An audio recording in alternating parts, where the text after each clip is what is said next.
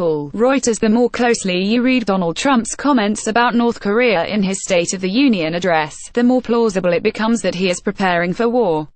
First, there's the sheer emphasis he placed on the subject. In his speech, Trump devoted a mere sentence to Russia and China. He devoted 23 words to Israel, 34 to Afghanistan, and 48 to Iran. Even the war against ISIS, which Trump cites as the main foreign policy achievement of his first year in office, garnered only 302 words.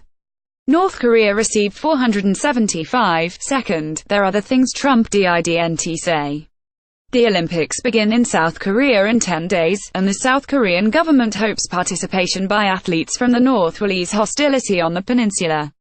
But Trump didn't mention the games. In fact, he didn't mention diplomacy at all. Even more strikingly, he didn't mention either sanctions or China. For close to a year, the Trump administration has been urging Beijing to increase economic pressure on North Korea. It's also repeatedly congratulated itself for having passed the toughest ever United Nations sanctions against Pyongyang. In a speech devoted in large measure to trumpeting his achievements, one might have expected Trump to mention those sanctions again. But he did not, nor did he ask China to further help in isolating Kim Jong Un's regime. Instead of sanctions, Trump referred to America's campaign of maximum pressure, a phrase that could cover military as well as economic means. The sanctions strategy requires some degree of American patience. Trump's attack on the complacency of past administrations suggests that his is running out. Also notably absent was any clear sense of what North Korea would have to do to satisfy the United States. In his speech, Trump focused less on the regime's nuclear weapons than on the nature of the regime itself. He told the story of Otto Warmbier, an American student arrested in North Korea who died shortly after his return to the United States. And he saluted Warmbier's parents, who he had invited to watch the speech. This isn't that unusual. Telling the stories of individual Americans has become a State of the Union tradition. But then Trump did something more unfamiliar. He told the story of a non-American, a defector named Mr. Ji Seong-ho, who endured grotesque horrors in North Korea before making it to the South. If Trump still aims to pressure Kim Jong Un into a nuclear deal, these stories are counterproductive. The North's central rationale for developing nuclear weapons is to forestall the kind of regime change America brought about in Libya and Iraq.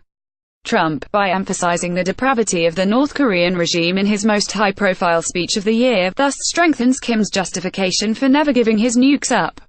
But if Trump's real aim was to rally public support for a military strike, the Warmbier and G stories serve a purpose. They rouse moral indignation. The Warmbier case even makes American military action seem like an act of self-defense. Kim's regime brutalized a U.S. citizen. Now, as Trump told Warmbier's parents, we pledge to honor Otto's memory with American resolve. As Trump was preparing to deliver his address, news broke that the White House was withdrawing the nomination of former Bush National Security Council official Victor Cha to be ambassador to South Korea.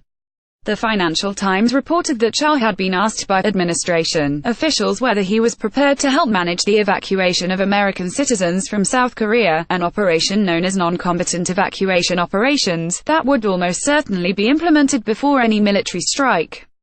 Cha, the Financial Times reported, had expressed his reservations about any kind of military strike. These reservations apparently cost him his job.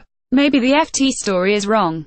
Maybe Trump isn't as serious about a bloody-nose military strike against Pyongyang as some reports suggest. But his State of the Union speech suggests, at the very least, that Congress should begin debating the risks of war. North Korea's reckless pursuit of nuclear missiles could very soon threaten our homeland, declared Trump on Tuesday night. So could Trump's reckless pursuit of a military solution to a problem that has none. It's up to Congress to try to stop it.